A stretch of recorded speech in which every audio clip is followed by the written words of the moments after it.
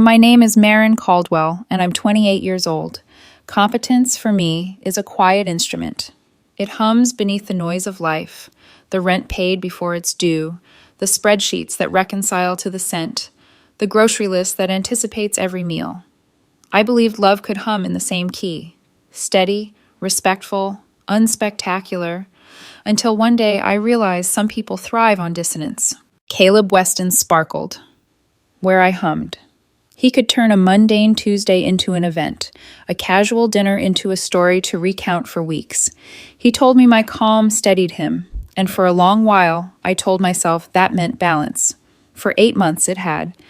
Then, subtle signs began to ripple beneath the surface. It started with the notifications. Caleb was in the shower, and his tablet buzzed persistently on the couch. I didn't intend to snoop, but the screen lit up in a rhythm too loud to ignore. WhatsApp. One group chat stood out. V's evidence locker. Evidence locker. My paralegal instincts immediately prickled. That name, odd, precise, unnervingly deliberate, stuck with me. 2 days later, I saw my confirmation. Caleb had gone out for his weekly dinner with friends, and he'd left the tablet on the counter, still logged in. Just one glance to satisfy curiosity. What I found illuminated everything. The chat wasn't a casual social channel.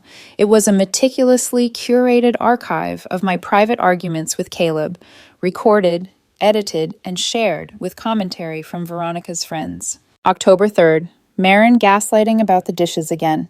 October 17th, mansplaining the Netflix password. November 2nd, emotional abuse over grocery choices. Each recording was cherry-picked. Each had commentary. OMG, she's controlling, girl. He's so toxic. Classic manipulation. I listened to one file, a recent dispute about Caleb buying a $400 jacket we'd agreed to avoid splurging on. The recording cut the part where he'd consulted me first, excised the part where he'd stored the purchase for weeks, leaving only my frustrated reaction when the credit card statement arrived. I sat there, fascinated rather than angry. She'd constructed an entire victim narrative, complete with evidence, juried by her friends. But she'd made one critical error. She hadn't dated someone who understood evidence law. The next morning, Caleb's usual attempt to provoke trivial conflict landed on my plate. A misremembered brand of oat milk. I responded calmly, clinically, deliberately. I acknowledge your frustration. However, I must respectfully note that no prior communication specified the subcategory of vanilla flavoring. The standard interpretation would reasonably include sweetened variants. He blinked. I continued, maintaining perfect composure. I referenced an established precedent from September 14th, a prior conversation where he had said, "Any vanilla oat milk is fine." The room tilted. I could see him calculating whether this was worth recording. How could he share a conversation where I sounded like a law textbook? His friends would think he was the one dating someone weird. For a week, every attempt at starting a fight met with carefully structured, factual responses. Every passive-aggressive jab, every subtle criticism, defused. You never help around the apartment? Objection assumes facts, not an evidence. You ignore my mother's advice? I contest the characterization of always. The recording stopped. I could tell. Veronica no longer propped her phone strategically. Her evidence locker had dried up, and her friends were left wondering why. But I wasn't done. I began keeping my own journal, contemporaneous and factual, dates, times, direct quotes, receipts attached. Monday, 7:23 a.m. Argument about breakfast choices with photographic proof of bread purchased the day before. Tuesday, 6:45 p.m. Financial dispute over ATM withdrawal, documented with texts and account statements. Slowly, the true record of events formed a narrative Veronica couldn't manipulate. It wasn't vindictive, it was necessary.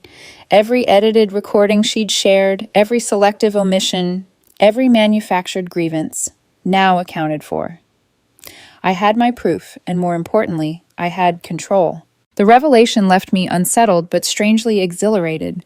To realize someone had been quietly attempting to rewrite your reality, and to discover that their own hubris would be the undoing of their plan, that was a curious, intoxicating clarity. And in that clarity, I began to plan. The days that followed were quieter than I expected, yet charged with a subtle tension. Veronica had grown comfortable with her narrative, certain that every argument she recorded would reinforce her story of being the wronged party. She didn't realize her villain had just become a meticulous archivist, immune to her provocations. Caleb, as ever, remained blissfully unaware of the full scope. He smiled over breakfast, recounted minor anecdotes from work, and laughed at small things, but I was no longer reacting to petty irritations. Each comment, each complaint, each misphrased sentence became a test of patience, a stage on which I performed my precision. "You never take initiative on chores anymore," Veronica said one morning, her voice carrying the edge of expectation. "Objection assumes facts, not an evidence, I replied, keeping my tone neutral. "I have undertaken 3 specific household tasks in the past 24 hours, all documented and verified by receipts and timestamps." She blinked, uncertain, and Caleb tilted his head, eyebrows furrowed, trying to follow what sounded like legal jargon for breakfast. Veronica's irritation mounted. Her carefully curated recordings had been designed to capture my emotional overreaction. Now, every attempt to provoke was met with factual precision, stripping her recordings of the drama she had counted on. For a week, this pattern repeated. Complaints about dinner schedules, the placement of laundry, Caleb's trivial oversights. Each became a demonstration of calm, methodical responses. My journal swelled with evidence. Timestamps, context, receipts, quotations of prior conversations. Every entry reinforced a truth she could not rewrite. Veronica's frustration was palpable, though subtle. I could see it in the tightening of her jaw, the small flares of exasperation when her words failed to elicit the reaction she had hoped to record. She tried a new tactic, passive-aggressive remarks aimed at Caleb, but I intercepted them with neutral observations. "I note that your statement presupposes malicious intent without citing prior incidents. Please clarify or provide supporting evidence." I watched her expression change as she realized the trap she had walked into. Her recordings would no longer serve her. The audience she had curated, her friends, her jury, could no longer witness a dramatic overreaction. Only calm, measured responses that rendered her efforts hollow. And yet, I didn't stop there. I documented every attempt at manipulation, every omission, every subtle provocation, knowing it would be invaluable later. My journal wasn't a diary, it was a living record, contemporaneous and unalterable. Each entry strengthened the narrative I knew was true, countering the distorted version Veronica had been spreading. By midweek, the social ripples started. Megan, ever the skeptical observer, began asking questions about the sudden quiet in Veronica's group chat. Small doubts emerged. Could it be that the evidence was selective? That perhaps Marin wasn't the villain she had been portrayed as? Meanwhile, Caleb remained caught in his habitual oblivion, occasionally shaking his head at my precise language. "Why are you talking like that?" he whispered one morning over coffee. "Clarifying the factual record," I said lightly, "to prevent misinterpretation and ensure context remains intact." I could see the thought forming in his mind. She's gone cold, but methodical. He didn't understand the full extent, and that was fine. I didn't need him to. My goal wasn't confrontation. It was clarity, truth, and control. By the end of the week, Veronica's tactics had lost their efficacy entirely. She had stopped propping her phone, no longer attempting to bait me into reactionary behavior. The evidence locker group had gone silent, but she wasn't defeated, yet. I could sense her anxiety building, like a storm cloud gathering beyond a horizon that only I could see. And that's when phase 2 began, the careful preparation for the confrontation that would expose her. The journal, the receipts, the meticulous record-keeping, all of it would become my arsenal. In the quiet, I felt a peculiar satisfaction. I wasn't seeking revenge, I was documenting truth. And in that quiet discipline, I realized something unexpected, the power of patience, observation, and evidence. Veronica had underestimated me. That miscalculation would define the weeks to come. The confrontation wasn't dramatic in the way Veronica had always envisioned arguments. There were no shouting matches, no tears, no explosive gestures. Just me, my journal, and the quiet authority of facts laid bare. It began on a Tuesday evening. Caleb at work, Veronica propping her phone on the kitchen counter as though she were recording another masterpiece. She smiled at the camera, confident she could capture the moment when I lost control. "We need to talk about your behavior lately," she said, her voice edged with practiced indignation. I closed my laptop and met her gaze calmly. "Certainly. Please specify which behaviors you wish to address, including dates, times, and context." Her smile faltered. "This weird way you're talking. It's creepy, manipulative. I am employing precise language to ensure accuracy and prevent misunderstandings. Would you prefer I return to my previous communication style?" Veronica blinked rapidly. "The style you've been documenting, without my consent and sharing. It's..." She trailed off, her confidence eroding as I placed my journal on the counter. "Reference WhatsApp group chat titled V's Evidence Locker, created June 2023, I said, flipping to the relevant page. Approximately 47 recordings shared to date, all edited to remove context and selectively present events. Your intention was to portray me as controlling and abusive. However, as you left your tablet logged in, I was able to confirm that the recordings were curated and edited." The color drained from her face. Her breath hitched. I don't know what you're talking about." "Actually, you do, and I am prepared to discuss the legal implications. Your edited recordings, presented as complete conversations, could constitute defamation per se, as they falsely accuse me of emotional abuse. Additionally, I have maintained contemporaneous records documenting your instigation, selective omissions, and manipulations." Veronica's hand shook over her phone, the device that had been her weapon. You can't do that." "I can, and I have," I said evenly. "Now, would you like to continue recording, or shall we have an actual conversation?" For the first time in months, the phone went dark. Veronica looked up, stripped of her performative armor, forced to face reality. The control she had sought over the narrative was slipping through her fingers. Her friends, too, began to feel the shift. Megan, always skeptical, reached out privately, sending screenshots of past edited recordings. Her texts were polite but firm. "V is sharing dramatic stuff, but you might want to protect yourself. Something feels off." Veronica's panic escalated. She tried to defend herself verbally, but the evidence was irrefutable.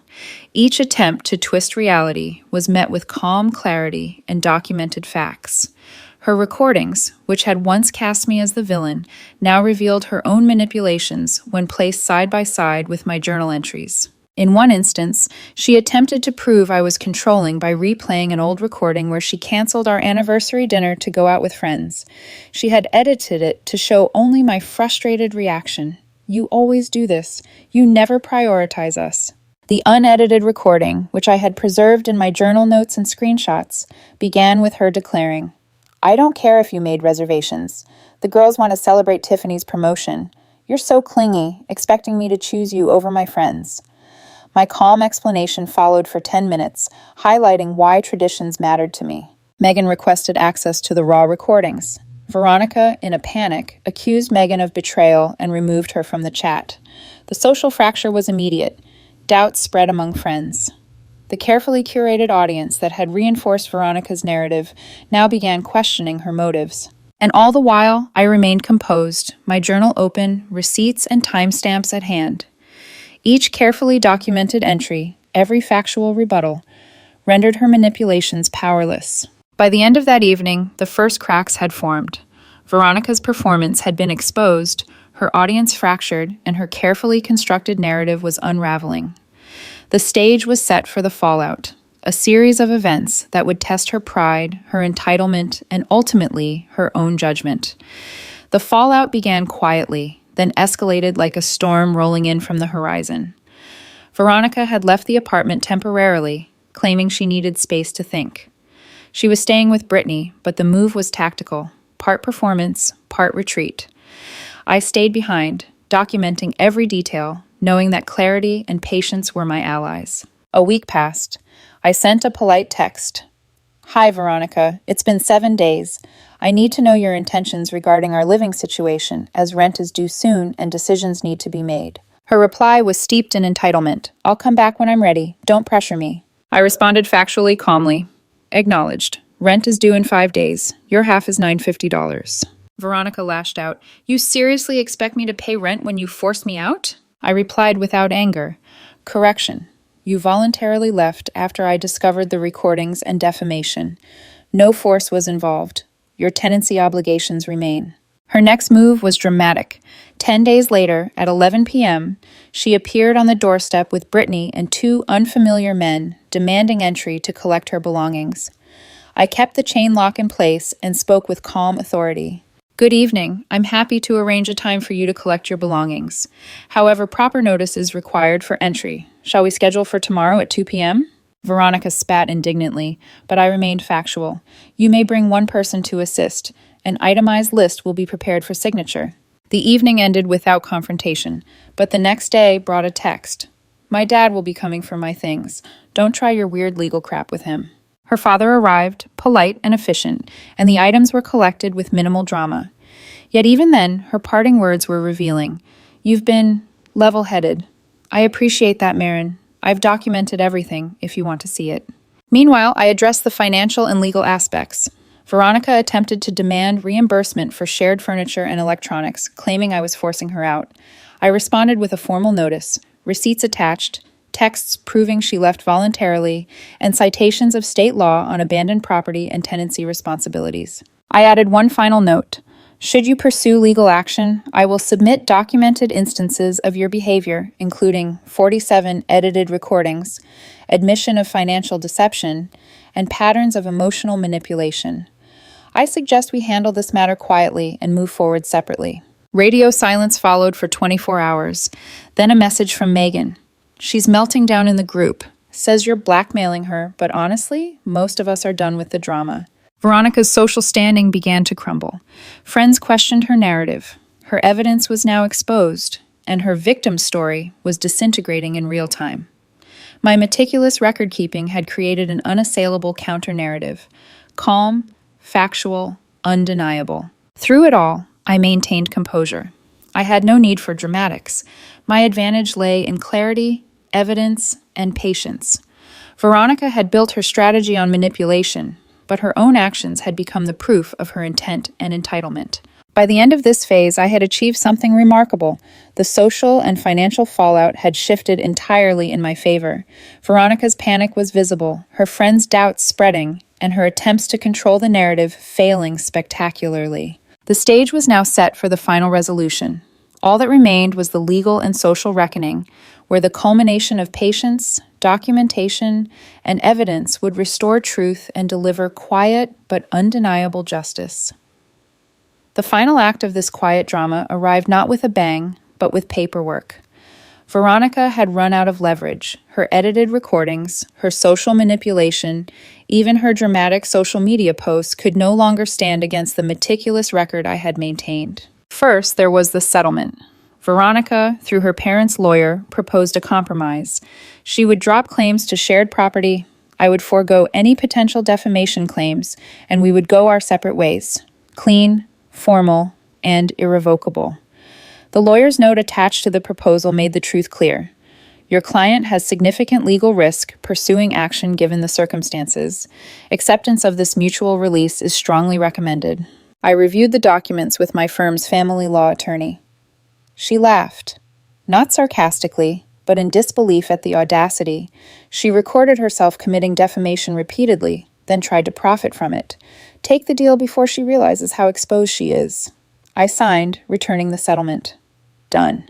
But Veronica wasn't finished with her public theatrics. 2 days later, she posted a long, dramatic message on social media about surviving narcissistic abuse and finding her voice. No names, but anyone familiar with our story would understand. The response was immediate. Megan commented, "Brave of you to speak up. Quick question. Weren't you the one recording Marin without consent and editing the files?" Other friends chimed in, and the post quickly devolved into arguments. Veronica deleted it within hours. Meanwhile, her career faced consequences. Her marketing company enforced strict social media guidelines. Screenshots of the evidence locker chat circulated internally. She wasn't fired, but demoted, with a corresponding pay cut. Suddenly, the apartment she couldn't afford became an impossibility. Word spread through social channels. Her friends cut ties. Even her parents, speaking privately to acquaintances, acknowledged the lessons she needed to learn. Her social empire, carefully cultivated, had collapsed under its own weight. For me, life returned to normal, quietly, beautifully. I kept the apartment, found a reliable roommate, and even began dating a fellow paralegal who found my attention to detail endearing. My journal remained on the shelf, a testament not to obsession, but to truth preserved. Veronica had attempted to control, manipulate, and rewrite reality. Instead, she created 47 pieces of evidence of her own misdeeds. Edited, distributed, and weaponized, they ultimately documented her downfall. In legal terms, she had been hoisted by her own petard. In ordinary terms, play stupid games, win stupid prizes. I no longer checked her social media. I no longer worried about her narrative. The opposite of love isn't hate, it's indifference. And I was beautifully, legally, formally indifferent. The quiet satisfaction of truth, documented and undeniable, was far more powerful than drama ever could be. And in that stillness, I realized something essential. Integrity, patience, and clarity are forms of power, far more enduring than the noise of manipulation. With the final signatures submitted, the last arguments made, and the truth preserved, I could finally exhale. Life continued, peacefully, precisely, and entirely on my own terms.